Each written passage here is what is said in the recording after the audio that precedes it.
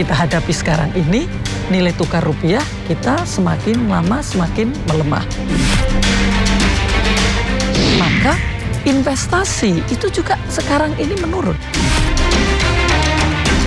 Saya merasa ini cukup mengkhawatirkan. Banyak orang sekarang sudah melihat krisis 98 ya.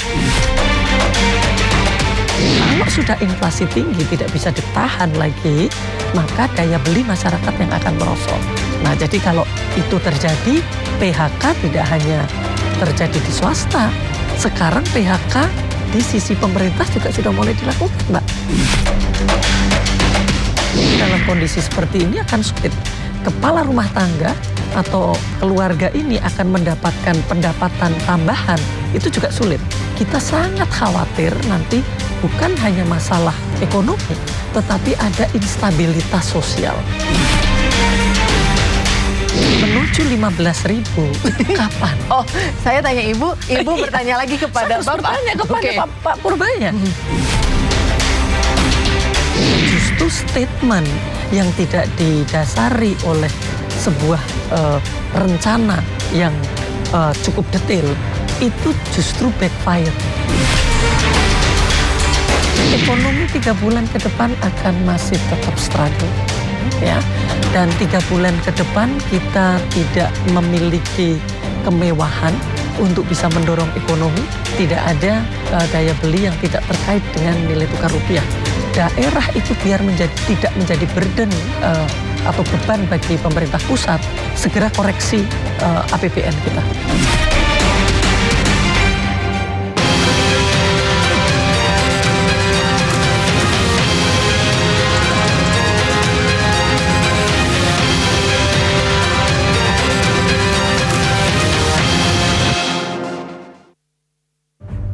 Pemirsa, nilai tukar rupiah kembali menjadi sorotan dalam beberapa waktu terakhir. Rupiah terus mengalami tekanan terhadap dolar Amerika Serikat. Pertanyaannya, seberapa serius kondisi ini? Apakah pelemahan rupiah hanya persoalan angka di layar perdagangan atau justru ancaman nyata bagi ekonomi rumah tangga Indonesia? Dan siapa sebenarnya yang paling terdampak? Saya Priska Papilaya, inilah One on One malam ini.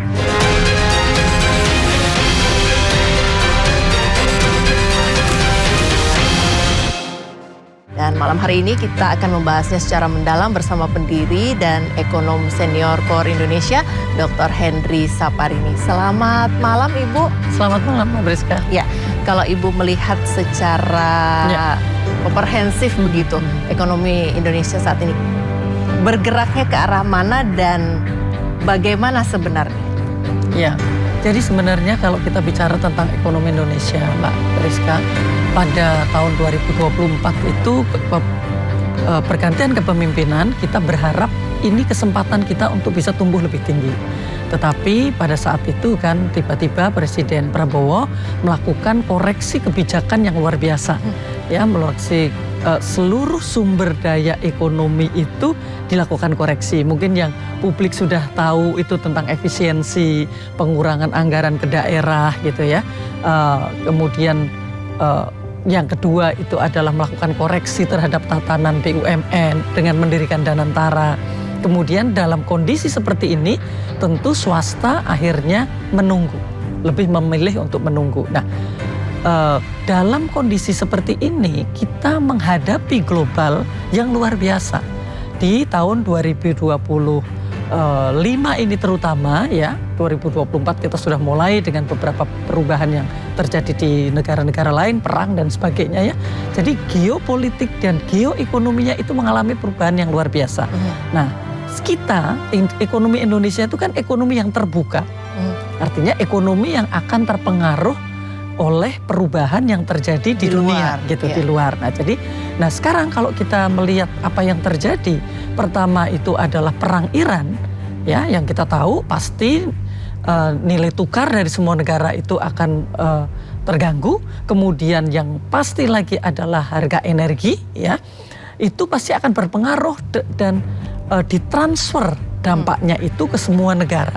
Nah, jadi kalau kita bicara negara-negara mana yang tidak terdampak, sebenarnya ada negara Indonesia itu semestinya kalau kita melihat kue ekonomi kita itu masih dibangun oleh ekonomi domestik. Jadi kalau kita melihat ini ada kue ekonomi Indonesia yang disumbangkan oleh ekspor dan disumbangkan oleh investasi itu lebih kecil dibandingkan dengan konsumsi rumah tangga dan konsumsi pemerintah. Jadi artinya seharusnya kita punya ruang yang cukup untuk menghadapi gempuran dari luar. Tapi ternyata yang kita hadapi sekarang ini nilai tukar rupiah kita semakin lama semakin melemah. Nah, pelemahan nilai tukar rupiah ini kan ditentukan oleh banyak hal tadi ya. Yang terutama adalah bagaimana kita menghimpun mata uang asing itu lewat perdagangan atau lewat ekspor.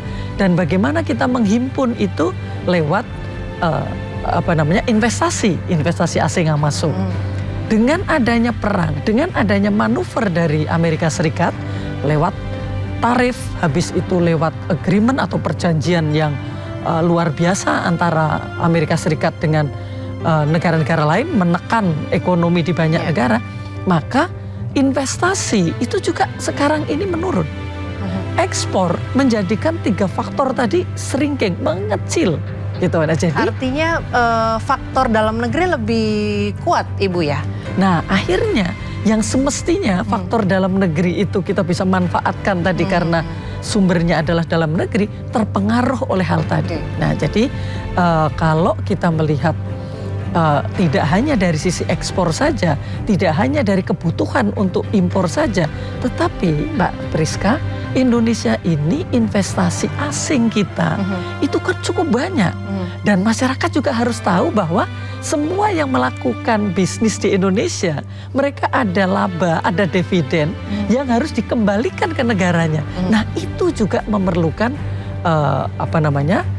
valuta asing yang cukup besar. Nah, jadi pasokannya berkurang, sementara kebutuhannya tetap besar. Nah, itu yang kita hadapi. Nah, di tengah kondisi melemahnya nilai tukar rupiah terhadap dolar Amerika Serikat ini, apakah sudah perlu kita khawatir, baik masyarakat awam maupun pelaku usaha begitu, Bu? Atau masih bisa tenang-tenang begitu? Ya, jadi kalau kami ya yang mungkin setiap hari melihat bagaimana angka-angka pergerakan ekonomi gitu. Kalau saya merasa ini cukup mengkhawatirkan karena tadi tidak hanya faktor luar Mbak Priska, tetapi ada faktor domestik, yakni respon kebijakan yang itu juga dampaknya bisa sama besarnya dengan ekspor atau dengan impor atau dengan tidak masuknya investasi. Nah, apa itu? Kok menurut saya manajemen kebijakan dari pemerintah atau respon kebijakan dari ini. Jadi tetap kita memerlukan adanya kebijakan yang lebih tepat karena banyak orang sekarang sudah melihat krisis 98 ya. Ini kira-kira akan menuju seperti krisis 98 atau tidak? Kalau menurut Ibu sendiri? Nah, kalau krisis 98 Mbak, kita hanya Indonesia dan Thailand dan Korea yang menghadapi krisis, kita ingat waktu itu. Tetapi global, dunia, itu mereka ekonomi masih bergerak normal. Sehingga pada saat dolar Amerika Serikat terhadap Indonesia itu menguat, maka ekspor kita bisa didorong. Maka orang-orang di desa yang bekerja di perkebunan, yang bekerja di tambang, itu mereka ada windfall. Jadi atau ada keuntungan yang tiba-tiba sangat besar gitu. Karena memang permintaan global masih besar. Nah, sekarang dengan adanya perang yang sudah dimulai dari Rusia, Ukraina, kemudian juga dengan Iran, dan juga adanya manuver-manuver yang dilakukan oleh Trump, maka sekarang ekonomi yang tahun ini diperkirakan itu bisa tumbuh 3,3%, itu dipotong hanya 3,1%.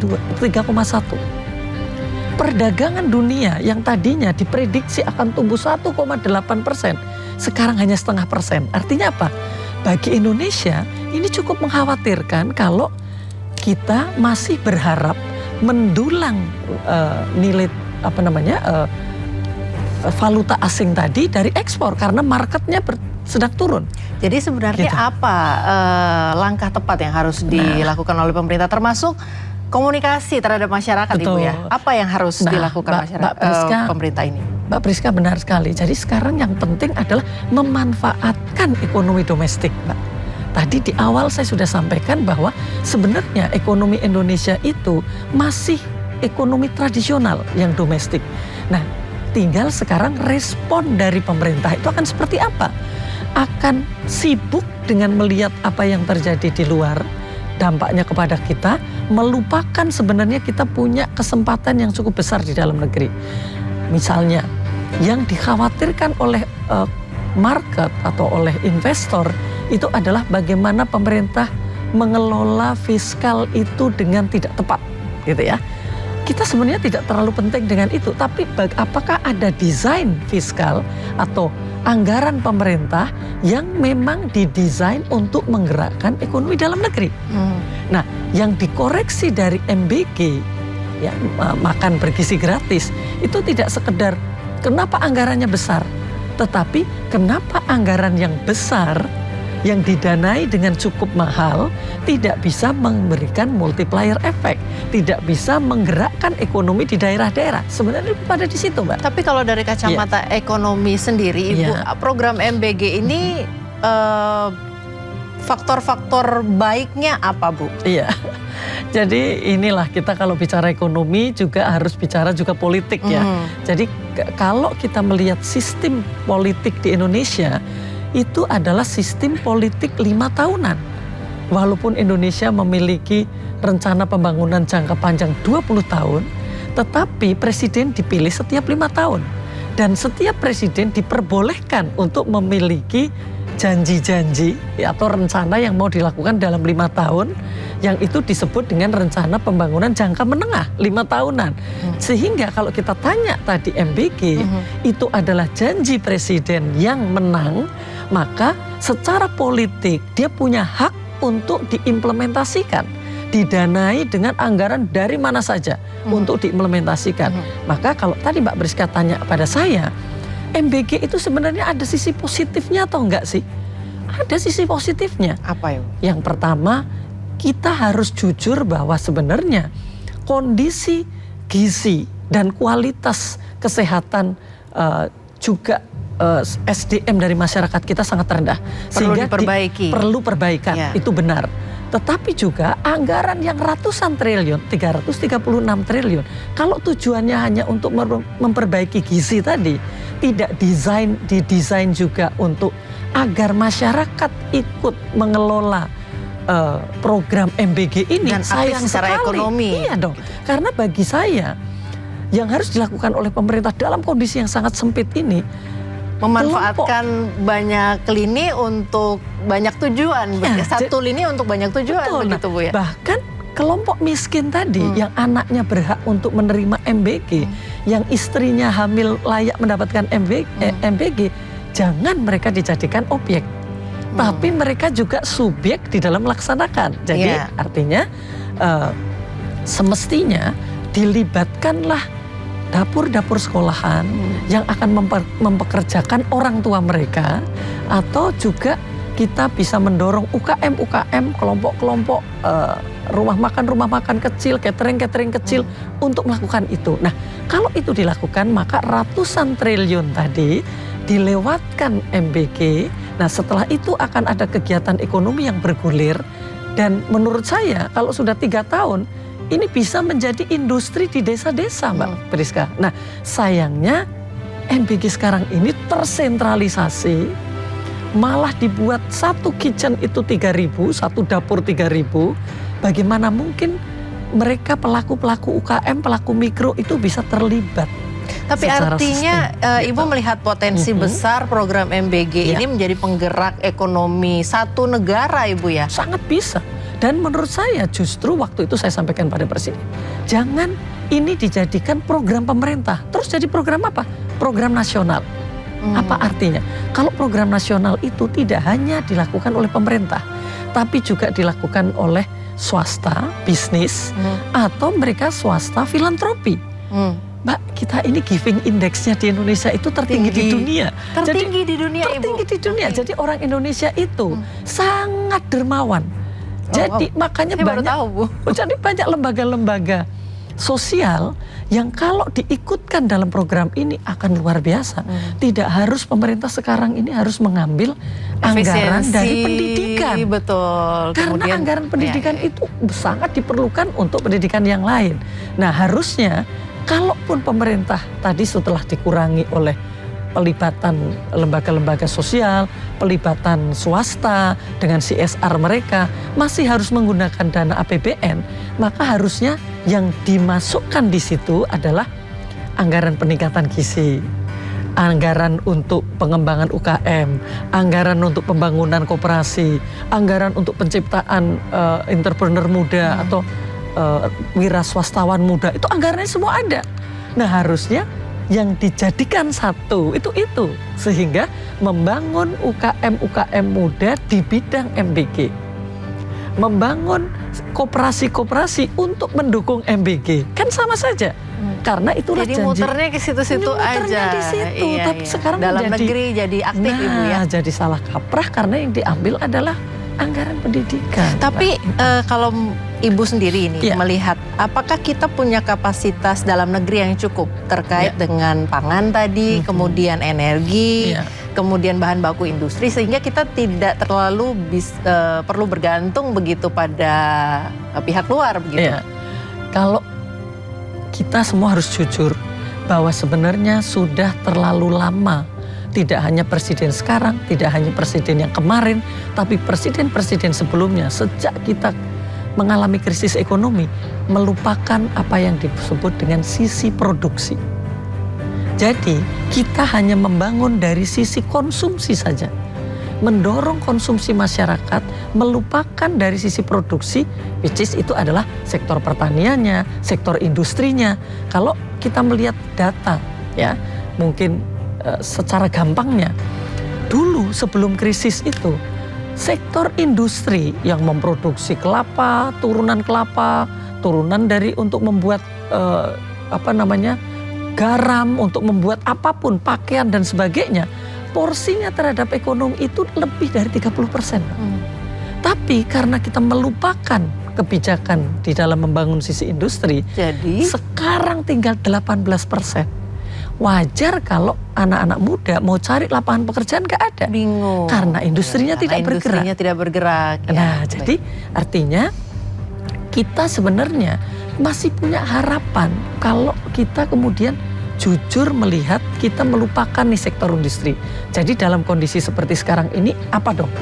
Gerakkan ekonomi kita.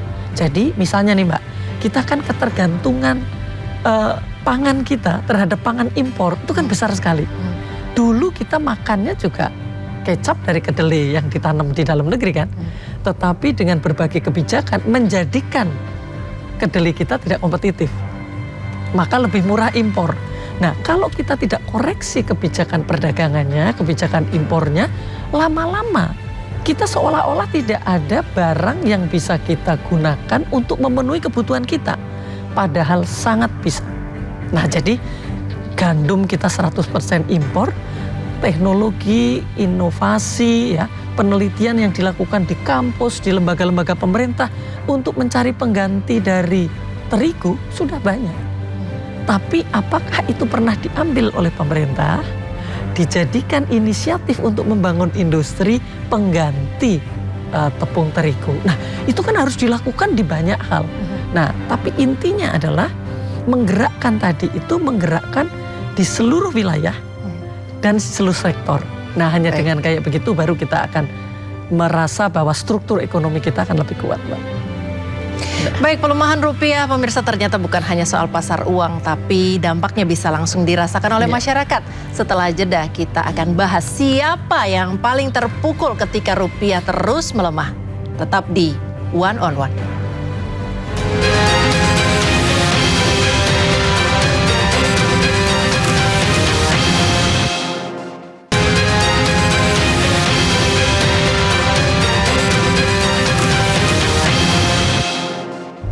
Kembali di One on One, pemirsa masih membicarakan soal ekonomi Indonesia bersama Ibu Henry Saparini, pendiri dan ekonom senior KOR.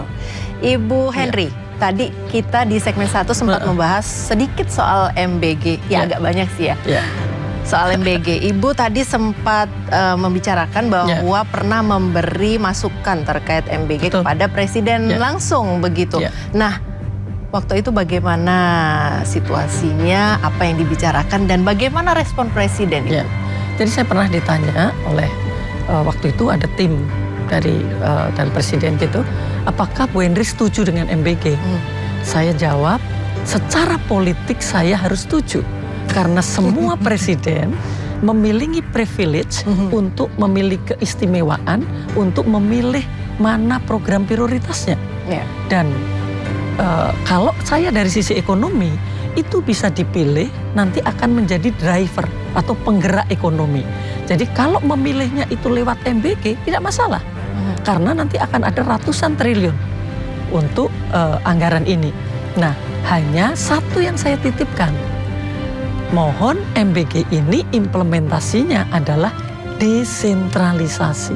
Jadi diturunkan sampai ke bawah sehingga dana 336 triliun tahun ini dan mungkin tahun depan akan bisa lebih besar lagi, itu akan menjadi penggerak ekonomi di daerah-daerah. Karena sebenarnya kalau kita bicara tentang makan siang bergizi, mereka setiap hari juga sudah makan siang, tapi mungkin belum bergizi dan belum gratis.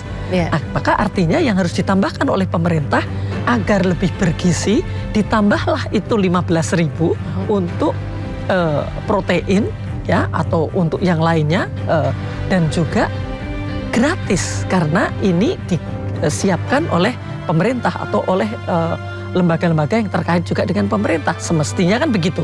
Nah, jadi artinya yang membuat makanannya di daerah-daerah sudah terbiasa mereka memasak. Orang tuanya biasa masak, UKM biasa memasak, tinggal sekarang kan lebih bergizi, gratis, lebih higienis. Nah, terus memastikan kualitasnya kan sekarang dijadikan satu dapur untuk produksi berapa ribu begitu untuk menjaga kualitas begitu Ibu. Nah, kalau seandainya seperti yang Ibu sampaikan tadi, masukan kepada Bapak Presiden bahwa itu menjadi desentralisasi sehingga ekonomi bergerak, tapi untuk memastikan kualitasnya bagaimana Ibu? Ya, kalau itu dilakukan di negara maju seperti di Jepang, mereka memang satu central kitchen ya, dapurnya itu 3.000, 4.000, 5.000. Tetapi mereka dengan teknologi. Dan mereka ada zonasi yang jelas. Gitu kan. Infrastruktur untuk menuju sekolahan sudah sangat bagus. Nah, di Indonesia harusnya ada modifikasi di kita untuk memastikan bahwa itu sehat, kemudian juga higienis. Kita pakai dong sertifikasi. Dan untuk mensertifikasi tadi, kita pakai dong teknologi, gitu Pak. Jadi ini kita seolah-olah lupa bahwa kita itu bisa menggunakan teknologi, memastikan titik-titik yang memproduksi MBG itu real time. Bisa dimonitor, dia higienis atau tidak. Kita juga punya BUMN yang bisa melakukan sertifikasi itu kan. Nah, tinggal pemerintah memberikan penugasan kepada BUMN untuk melakukan itu. Nah, setelah itu biayanya gimana? Kita kan bisa diambilkan sekarang aja sudah berapa rupiah itu diambil dari MBG. Nah, tapi tidak perlu menggunakan anggaran pemerintah yang besar tadi untuk membangun dapur. Sekarang ini yang terpenting adalah membangun inklusif, mengikutkan banyak orang, gitu sehingga tidak perlulah dapur yang itu dulu. Dapur yang ada ya, ditambah teknologi sedikit pengetahuan gitu ya. Terus kemudian ditambah juga supply chain di lokal, artinya petani-petani yang ada di desa itu, di kecamatan itu bisa menjual produknya itu di MBG, di dapur-dapurnya. Jadi Mbak Priska, saya mungkin 20 tahun yang lalu, mungkin kalau orang-orang Bali masih ingat, dulu ada supermarket di Bali yang mereka sampai dengan jam 6 pagi, mereka membolehkan petani-petani itu menyetor produk dari kebunnya. Ada yang bisa menyetor telur cuma 1 kilo. Ada yang bisa nyetor itu kangkung 10 ikat, 25 ikat. Seperti koperasi Ibu ya? Sampai jam 6 pagi, coba luar biasa kan. Artinya praktek itu kan sudah ada. Nah, kalau sekarang itu diterapkan di MBG, mereka udah ngerti menunya apa, berarti besok butuhnya bayam atau besok butuhnya kangkung. Mereka kan udah ngerti ya. Dengan teknologi, karena sekarang masyarakat dengan smartphone itu sudah bisa membaca apapun Mbak. Jadi maksud saya yang harus menjadi garis bawah adalah melibatkan Nah, tapi sayangnya Presiden memilih untuk sentralisasi. Nah, itu yang menurut saya memang itu semangat Presiden Prabowo tidak hanya pada MBG. Sentralisasi dari pengelolaan atau pembangunan ekonomi dilakukan di banyak wilayah. Ya Ibu, kembali lagi. Tadi kan ke MBG nih Bu ya. MBG menyentuh konsepnya, Betul. menyentuh masyarakat secara langsung begitu, kebijakan yang diklaim oleh pemerintah menyentuh langsung masyarakat begitu. Ngomong-ngomong soal ekonomi masyarakat, kalau pelemahan rupiah ini terjadi secara waktunya sudah lumayan panjang ini beberapa waktu ke belakang, membuat harga-harga kebutuhan pokok ikut naik. Menurut Ibu bagaimana ini kalau berjalan agak panjang, dan apakah nilai tukar rupiah terhadap dolar masih akan panjang kondisinya seperti ini? Ya, jadi dampak nilai tukar itu kan menjadi sangat luas ya. Jadi kalau dianggap bahwa toh ini tidak masalah sudah 1 bulan gitu ya, tidak masalah, itu karena memang pelemahan rupiah belum ditransmisikan atau belum dipindahkan bebannya kepada masyarakat. Gitu ya. Misalnya harga minyak dunia yang tadinya diperkirakan $70 sekarang kan sudah mencapai 100 lebih. Nah, kalau memang itu pemerintah kemudian semua BBM subsidi dinaikkan harganya, langsung itu ditransfer kepada masyarakat. Ya. Nah, tapi ini kan belum. Yang naik itu baru BBM yang tidak disubsidi. Tetapi transportasi kelompok bisnis, mereka kan tidak menggunakan BBM subsidi. Jadi mereka sudah sedikit-sedikit mereka melakukan kenaikan harga kan. Karena biaya produksinya sudah mulai naik. Itu baru dari energi, Mbak. Nanti kalau kita kemudian stok yang ada itu sudah berkurang, maka akan ada kenaikan harga atau inflasi yang diakibatkan oleh impor, atau kita menyebutnya imported inflation. Jadi sudahlah harganya global naik, ditambah nilai tukarnya melemah, maka itu tidak akan bisa ditahan. Inflasi kita juga akan akan meningkat. Nah, jadi kalau dibilang bahwa ini tidak akan berdampak kepada masyarakat, Mbak Priska, sekarang ini yang mengcounter itu udah orang-orang desa. Ya, di sosmed yang kemudian bicara bahwa kita itu udah kena dampaknya.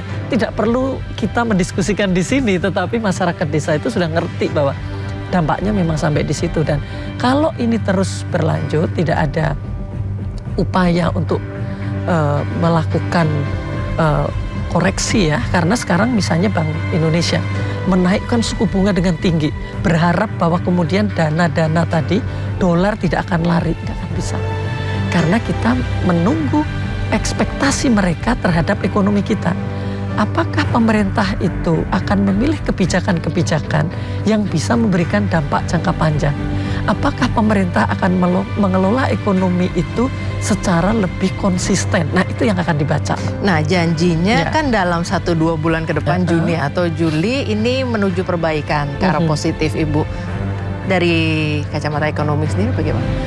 Karena kan tadi ya nilai tukar rupiah itu ada faktor domestik betul, tetapi faktor globalnya juga besar. Jadi apakah kita bisa menjamin bahwa ekspor kita itu tiba-tiba akan tumbuh tinggi? Apakah kita akan menjamin tiba-tiba kita itu ada investasi asing yang akan masuk dengan jumlah yang cukup besar sehingga cadangan devisa kita cukup dan kita bisa bilang bahwa nilai tukar kita itu akan segera membaik? Nah, rasanya itu belum. Ya, karena kita dengan harga pangan global yang sangat tinggi, dengan harga bahan baku global yang juga sangat tinggi, maka kita membutuhkan valuta asing termasuk dolar yang juga lebih banyak lagi gitu, dengan kenaikan harga dan dengan nilai tukar yang semakin melemah. Nah, jadi kalau begitu, kalau sudah inflasi tinggi tidak bisa ditahan lagi, maka daya beli masyarakat yang akan merosot. Nah, jadi kalau itu terjadi, PHK tidak hanya terjadi di swasta. Sekarang PHK di sisi pemerintah juga sudah mulai dilakukan, Mbak. Karena adanya efisiensi, maka untuk membayar gaji di kabupaten-kabupaten mereka sudah tidak mampu, ya. Mereka kemudian melakukan PHK juga untuk honorer-honorer atau yang disebut dengan PPPK ya. Dan mereka mulai dilepas. Nah, kalau ini yang terjadi, kita sangat khawatir nanti bukan hanya masalah ekonomi, tetapi ada instabilitas sosial. Nah, kalau kita sangat berharap itu jangan sampai kawin ya, antara instabilitas ekonomi dengan instabilitas sosial. Kalau kawin apa yang terjadi, Bu? Nah, yang kita khawatirkan maka eskalasinya akan naik menjadi instabilitas politik. Nah, dari ekonomi ke politik? Iya, karena udah ekonomi sosial. Mereka mereka tidak bisa memenuhi kebutuhannya, mereka menghadapi PHK, sementara harga-harga naik, maka itu yang sangat dikhawatirkan. Nah, tentu tidak mudah bagi presiden ya, bagi pemerintah. Itu makanya ditahan, BBM tidak naik dulu gitu, dan kemudian ya, sempat, sekarang sempat janji awal itu sampai Desember tidak naik yang BBM subsidi. Kemudian beberapa hari kemudian BBM non subsidi itu akhirnya naik, Ibu ya. Ya, jadi memang ini yang menjadi sangat sulit. Maka langkah yang dilakukan pemerintah oleh presiden dimulai nanti di bulan Juni bahwa ekspor itu harus dilaporkan kepada pemerintah. Satu, itu tidak hanya bahwa banyak under invoicing, ya, tidak hanya total masalah-masalah pencatatan, tetapi pemerintah berharap bahwa penerimaan negara akan meningkat untuk menjaga kalau harga-harga ini harus masih ditahan oleh pemerintah, gitu Mbak. Jadi pemerintah Indonesia itu sangat berat ya menghadapi ini, karena kita juga lalai, tidak hanya industri yang tidak kita bangun, tetapi juga transportasi yang membuat transportasi orang maupun logistik itu menjadi mahal. Coba kita lihat dengan gonjang-ganjing harga minyak di negara-negara maju yang transportasi publiknya bagus, mereka tidak serta-merta inflasi transportasi, inflasi logistik itu terjadi. Karena apa? Karena sudah dihandle oleh pemerintah, dan harganya tidak naik, bisa ditahan. Tidak naik. Nah, di kita naik transportasi apapun itu adalah transportasi yang di-provide atau yang diselenggarakan oleh swasta. Yang masyarakat umum tahu adalah semua harga naik, gitu. Nah, jadi ini yang menurut saya koreksi memang harus dilakukan secara mendasar. Jadi agar struktur ekonomi kita lebih baik, kemandirian ekonomi kita lebih baik, bahwa itu akan ada gejolak, saya rasa iya. Tapi artinya posisi masyarakat dan posisi pelaku usaha saat ini menunggu langkah pemerintah yang tepat, begitu Ibu? Baik, jadi sebenarnya sekarang ini memang secara umum mereka memilih untuk menunggu, untuk new investment atau untuk melakukan ekspansi. Itu entar dulu deh. Tetapi tunggu aman dulu dan lihat bagaimana hasilnya dalam beberapa waktu ke depan, begitu Bu ya. Tapi kan ini tidak bisa kita tunggu, seperti tadi kita diskusikan, kita nggak tahu nih sampai kapan nih global seperti itu. Jadi artinya sekarang yang harus dikoreksi, makanya pelaku usaha menunggu apakah pemerintah melakukan koreksi-koreksi terhadap masukan-masukan pelaku usaha maupun para analis. Misalnya Mbak, MBG itu kan yang dipermasalahkan. Nah, saya dengar Presiden mulai mengurangi target untuk membangun SPPG tahun ini akan dikurangi. Menurut saya itu satu yang positif. Artinya mari kita koreksi bersama. Kemudian juga pembangunan koperasi merah putih yang itu seperti Bandung Bondowoso ya. Tidak ada negara yang bisa seperti kita. Kita harus lihat dulu, evaluasi, kita koreksi dulu. Sebenarnya membangun koperasi itu suatu hal yang luar biasa karena itu sesuai dengan founding fathers, pesanan dari founding fathers kita. Tetapi apakah koperasi yang seperti itu? Karena dulu waktu saya diajak diskusi, saya sampaikan tepat sekali kita membangun koperasi-koperasi di daerah-daerah. Tapi yang saya bayangkan itu sudah ada basis kegiatan ekonomi masyarakat, kemudian kita kooperasikan, kemudian kita suntikkan dengan teknologi baik dalam produksi maupun di dalam manajemen. Nah, maka menjadi koperasi-koperasi yang berdaya saing. Nah, bukan seperti yang sekarang. Padahal ini kan banyak sekali nih kemarin itu peternak ayam yang kemudian ayamnya dibagikan, kemudian dibagikan secara gratis. Kemudian juga susu yang susunya dibuang karena harganya. Kemudian juga cabai yang kemudian cabai juga harganya jatuh. Kalau ini kemudian dibuatkan lembaga ekonomi yang lebih baik dengan investasi, itulah yang kita harapkan. Ya, jadi ada kegiatan ekonomi di daerah-daerah. Artinya konsepnya harus jelas, terang. Betul. Kemudian implementasinya, eksekusinya juga harus transparan dan juga jelas, Ibu ya. Tidak Dengan sistem. buru-buru, kita karena perlu ada konsepnya, Pak. Tapi kalau tidak buru-buru, Ibu, bagaimana dengan situasi ekonomi kita? Maksudnya kalau perubahan yang dilakukan atau keputusan kebijakan yang akan diambil sekarang ini tidak dilakukan dengan secepat-cepatnya, bagaimana kondisi ekonomi kita nanti? Jadi ada hal-hal yang memang perlu kebijakan segera. Ya, misalnya kalau menurut saya daerah itu biar tidak menjadi burden atau beban bagi pemerintah pusat, segera koreksi APBN kita. Biar daerah ini bisa berjalan, tidak menjadi tambahan beban. Nah, itu segera. Tetapi kalau kita bicara tentang MBG, tentang koperasi merah putih, kan itu bukan segera harus 80.000 koperasi kan, Mbak? Justru yang sudah ada 30.000 kita evaluasi. Oh, jangan-jangan model koperasinya bukan yang begini. Saya rasa bukan hal yang negatif, justru akan diapresiasi oleh masyarakat karena pemerintah kemudian melakukan koreksi terhadap belanja APBN dan melakukan koreksi terhadap perbaikan ekonomi ke depan yang bisa memberikan dampak kepada masyarakat luas gitu. Baik, kita tahan dulu Ibu. Apakah rupiah masih bisa menguat? Usai jeda kita akan membahas solusi dan risiko ekonomi Indonesia ke depan. Tetap bersama kami di One on One.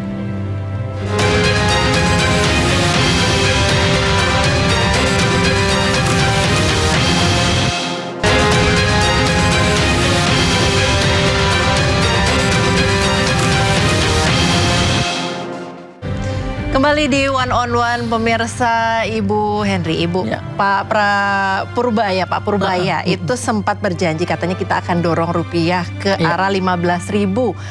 Menurut Ibu dari kacamata ekonomi sekali lagi, mungkinkah dalam waktu berapa lama? Bagaimana caranya? Nah, itu pertanyaan saya. Menuju 15.000 itu kapan? Oh, saya tanya Ibu bertanya lagi kepada Bapak. Bertanya kepada Pak Purbaya. Ya, artinya kalau seperti kemarin-kemarin, sebulan lagi kita akan menguat rupiahnya, 2 bulan lagi kita akan menguat. Saya rasa justru statement yang tidak didasari oleh sebuah rencana yang cukup detail itu justru backfire, nanti akan berbalik kepada pemerintah karena ada tuntutan, ketidakpercayaan dan juga tuntutan Ibu ya, karena loh katanya 15.000 nanti segera di bulan Juli, begitu ya. Tuntutannya itu kan dibalas dengan ya udah saya nggak akan investasi dulu, ya udah saya nggak akan ekspansi. Itu yang lebih berbahaya. Itu yang lebih berbahaya karena kalau saya bisa menuntut, Mbak Priska bisa menuntut dengan acara ini ya, tapi kalau pelaku usaha itu kan kan ternyata tidak ada hal yang konkret yang dilakukan untuk mewujudkan itu. Menurut saya kalau disampaikan seperti itu, sementara kalau kemarin kan pidato Presiden menyampaikan rencana APBN 2027, rupiah itu kan di atas 17%, Mbak. Nah, jadi ini kan justru menjadi pertanyaan. Jadi artinya tuh kita itu mesti dijelaskan bahwa kita memang underlying atau ekonomi kita itu memang menjadi 17.000. Tapi 17.000 itu akan kita manfaatkan untuk ini gitu. Yang dampak negatifnya kita tutup dengan ini. Itu justru yang lebih memberikan kenyamanan gitu ya. Bisa membangun kepercayaan dari publik. Komunikasi seperti itu yang diharapkan oleh masyarakat. Betul. Jadi sampaikan bahwa kita memang menghadapi hal-hal yang sulit dan ini tidak mudah, tapi masyarakat tetap kita jaga dengan ini. Dan saya berikan kesempatan untuk ikut dalam belanja pemerintah yang besar ini, kamu terlibat di dalam menciptakan ini. Nah, itu kan kalau ada hal-hal yang nyata begitu, itu menjadikan tadi yang kita khawatirkan nanti akan ada instabilitas sosial, itu akan berkurang, Mbak. Karena trust sudah terjaga, karena trustnya sudah terbangun. Nah itu, jadi ini yang sebenarnya kita harapkan seperti itu. Jadi negara-negara lain sekarang ini kan juga menghadapi bagaimana geopolitik, bagaimana geoekonomi gitu kan. Tapi ternyata tetangga-tetangga kita nilai tukarnya terhadap dolar justru stable, beberapa malah menguat. Pertumbuhan ekonominya justru mereka lebih tinggi lagi. Artinya apa bedanya antara dengan kita? Betul. Jadi artinya kan memang ada faktor eksternal, faktor global, politik maupun ekonomi, tetapi respon kebijakannya itu yang akan menjaga. Mungkin satu cerita yang cukup menarik ya, pada saat COVID dan saya berdiskusi dengan duta besar di Vietnam, kenapa Vietnam tetap tumbuh di atas 6% pada saat COVID, sementara semua negatif di negara-negara ASEAN. Ternyata pemerintahnya itu tetap memasarkan produk-produk apa yang masih ada di market global. Negara ini butuh masker, karena ini butuh ini, alkes ini masih butuh. Akhirnya pemerintah membuka industri yang memproduksi tadi, sementara yang lain ditutup. Artinya memindahkan jenis produksinya. Nah, jadi tetap mereka melakukan sosial menjaga jarak. Tetapi untuk pabrik-pabrik yang memang marketnya masih ada, mereka jaga dengan dijaga militer. Nah, jadi artinya ekonomi tetap bergerak, karena sebenarnya kalau protokolnya bagus kan mereka tetap bisa bergerak. Mereka tetap bisa ekspor karena market juga membutuhkan kan pada saat COVID kan. Kalau nggak ada yang supply juga bingung juga Ibu ya. Kita kan tidak seperti itu. Dia yang penting lockdown di Indonesia. Semua. Bahkan di desa terpencil mereka disuruh lockdown. Padahal ketemu orang aja nggak pernah kan. Nah, artinya ini yang menurut saya tanpa ada perencanaan. Jadi menghadapi kondisi seperti sekarang ini, yang dilakukan pemerintah itu menyiapkan detail kebijakan. Jadi ada yang perlu eksekusi cepat, tapi ada yang memerlukan konsep yang kuat untuk menyelesaikan masalah seperti ini, Mbak. Jadi jangan keliru, yang butuh konsep justru diselesaikan dengan eksekusi. Tapi yang butuh eksekusi justru konsepnya kagak jadi-jadi gitu. Artinya semua hal perlu penanganan yang tepat, yang perlu konsep-konsep, yang perlu strategi khusus, yang perlu eksekusi cepat. Nah, jadi itu kalau pemerintah Ibu, kalau dengan masyarakat sendiri apa yang harus dilakukan? Apakah perlu mengubah pola konsumsi kah? Ya, saya rasa masyarakat juga akan belajar, akan memilih mana yang lebih prioritas, ya. Karena tentu setiap rumah tangga mereka akan punya wisdom ya. Mana dulu nih dalam ada demokrasi di keluarga, mana yang didulukan, mana yang tidak. Karena memang dalam kondisi seperti ini akan sulit. Kepala rumah tangga atau keluarga ini akan mendapatkan pendapatan tambahan, itu juga sulit. Jadi artinya dalam waktu dekat sampai dengan akhir tahun mencoba untuk memanage belanja, memanage spending gitu ya. Jadi yang prioritas itu diprioritaskan, yang bukan prioritas tidak prioritas, sambil mencari inovasi, kreativitas, Mbak. Kalau kita itu orang Indonesia itu udah canggih lah. Dalam kondisi seperti ini peluang ada aja apa celahnya, sih? Gitu. Nah, jadi tetap bergerak untuk menambah income kita. Mungkin yang ini tidak kompetitif sekarang ini. Berubah dong. Itu kelebihan UKM. Karena dia bisa berubah dengan cepat. Ya, hari ini di rumah masih ada balong nih, oke, kita bikin pepes gitu ya.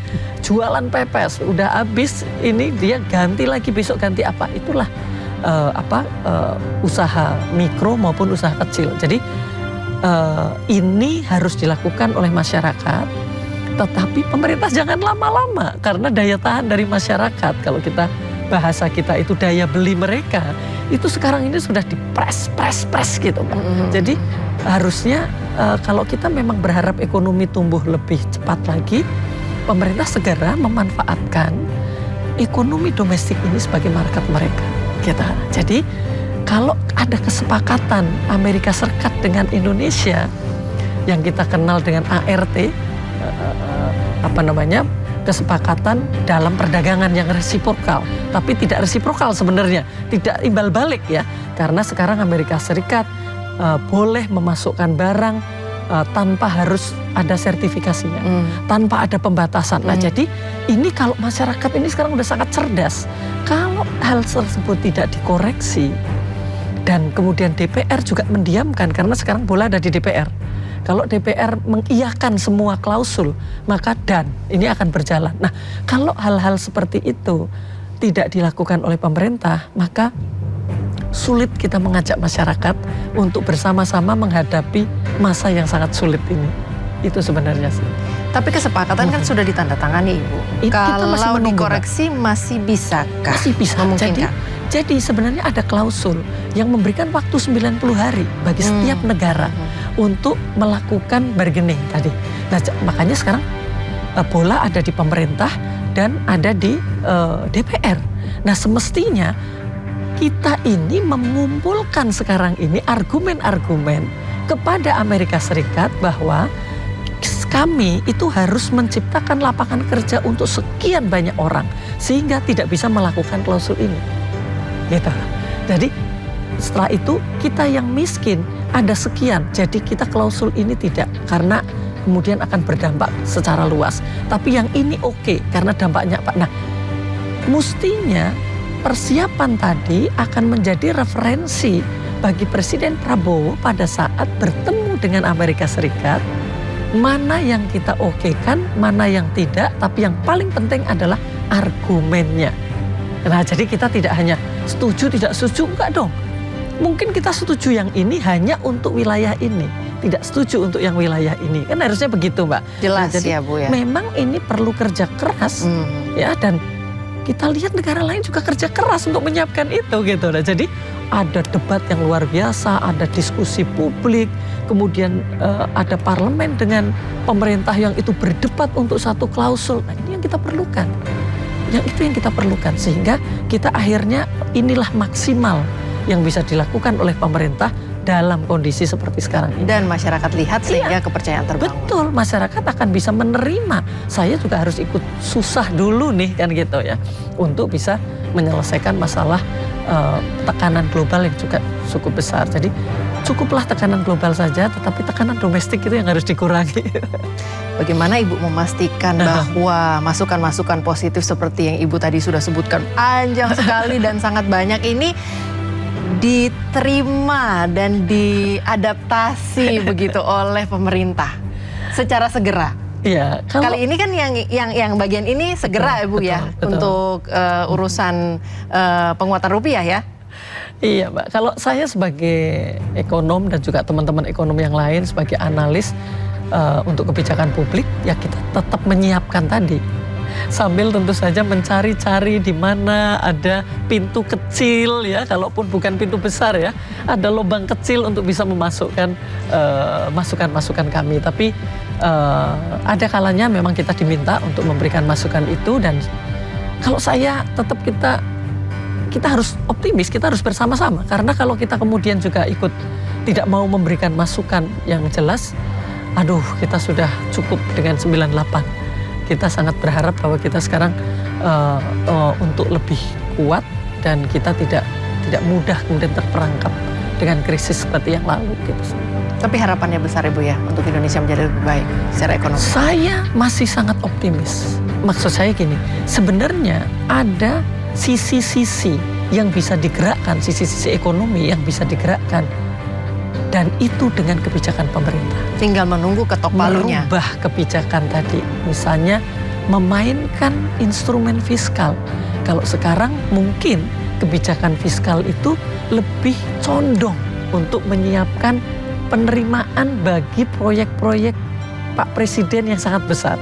Tapi mungkin ini sekarang ini tim ekonomi tidak hanya Menteri Keuangan tetapi juga Menko Perekonomian dengan seluruhnya menyiapkan kebijakan-kebijakan yang bisa segera menggerakkan ekonomi.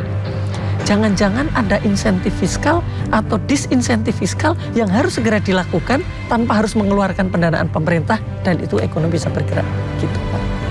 Jadi satu kalimat Ibu untuk gambaran ekonomi 3 bulan ke depan. Ekonomi 3 bulan ke depan akan masih tetap struggle ya, dan 3 bulan ke depan kita tidak memiliki kemewahan untuk bisa mendorong ekonomi karena faktor Ramadan dan Lebaran sudah habis di kuartal 1. Maka di kuartal kedua ini betul-betul kita harus berhati-hati di dalam memilih kebijakan karena sangat mungkin inflasi akan jauh lebih tinggi dari yang diperkirakan di awal. Dan itu akan bisa menggerus daya beli masyarakat dan juga akan lebih menghambat investasi yang sekarang ini lebih banyak didorong investasi dalam negeri. Baik, terakhir Ibu, kalau disuruh memilih mana yang mungkin lebih diutamakan, menyelamatkan rupiah atau daya beli masyarakat kecil? Semua saling terkait. Tidak ada daya beli yang tidak terkait dengan nilai tukar rupiah. Sama dengan akan menyelamatkan APBN atau menyelamatkan ekonomi. Justru APBN itu harus didesain untuk menyelamatkan ekonomi. Jadi ini sama juga. Jadi karena untuk menyelamatkan ekonomi masyarakat, maka nilai tukar tadi kita harus jadikan strategi untuk bisa menguntungkan ekonomi masyarakat. Nah, itu yang harus dilakukan. Baik pemirsa, pelemahan rupiah bukan sekedar persoalan kurs atau angka di pasar valuta asing. Dampaknya bisa langsung menyentuh dapur-dapur rumah tangga, lapangan pekerjaan, hingga masa depan ekonomi nasional. Pertanyaannya sekarang, apakah kita hanya akan menjadi penonton dari gejolak ekonomi global atau mampu membangun fondasi ekonomi yang lebih kuat dan mandiri? Terima kasih Ibu Henry Saparini atas analisis dan pandangannya malam hari ini. Saya Priska Papilaya pamit undur diri.